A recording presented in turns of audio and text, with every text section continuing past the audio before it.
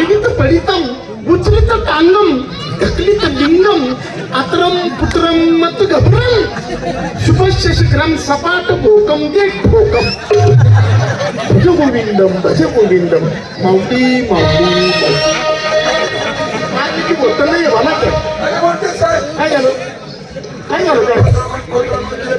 बोलण्याची पद्धत आहे बघा आरचे मिरचे अरे नवशे अरे त्याला समजत नसतं समजून सांग बाई. हा बाई स्वतःला श्रीकृष्ण कन्हैया मुरलीवाला म्हणतो त्याला बाई माझ्या साध्या संस्कृतचा अर्थ कळू नाही. अरे त्याला कळत नसतं तर समजून सांग तुझ्या भाषेत. समजावून सांगते सांग. लाल फक्त कान देऊन ऐकायचं बरं लवकर सांग. लाल चम गोल चम म्हणजे काय म्हणजे संस्कृत मधून पूजेच्या तांब्याच्या गडव्याला चम असं म्हणल्या गेलं. लाल चम गोल चम आता आडवीत पडितम म्हणजे काही भक्त असं आडवं पडून देवाची भक्ती करतात. लोटांगण पद्धत त्याला म्हणायचं आडवीत पडितम. आता उचलित टांगम म्हणजे रात्री जर वेळ मिळाला नाही दिवसा 0 मिनिटात भक्ती होते बाबा कशी पण भक्ती करणारा पाहिजे. भक्तीपेक्षा भक्ती करणारा कधीही श्रेष्ठ ठरला गेला बरोबर आहे की नाही. काही भक्त असं एकाच पायावर देवाची भक्ती करतात त्याला म्हणायचं उचलित टांगम. आता ढकलित लिंगम महत्वाचा मुद्दा. आपण जर देवळात गेलो तर देवळावर घंटा असतो घंट्याला आतून लोळी असते तर त्या लोळीला बाबा लिंगाची उपमा दिली आहे त्याला म्हणायचं ढकलित लिंगम.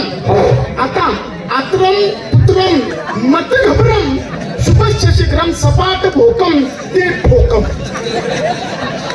म्हणजे काय इथंच तर खरी मध्यवर्ती कल्पना अवलंबून बाबा सांग. आत्रम पुत्रम मत घबरम म्हणजे देवाच्या पुत्रातून घाबरू नको.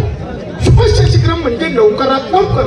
सपाट भोकम ते ठोकम म्हणजे आपण जर नारळ फोडायला घेतला तर त्या नारळाला 3 भोका असतात.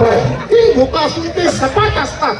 सपाट असून मात्र शेंडीच्या आड असतात. आता शेंडी तरी कळते का शेंडी नारळाची शेंडी नारळाबद्दल बोलतो बाबा. नारळाला 3 भोका असून ते सपाट असून मात्र शेंडीच्या आड असतात. सपाट भोकम ते ठोकम भज गोविंदम माऊली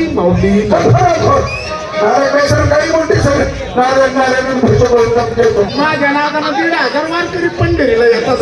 वेदांत यज्ञेश पुराण पुरुषोत्तमा वेदांत यज्ञेश पुराण पुरुषोत्तमा पार्वती वल्लभा श्रीमान परमेय पराक्रमा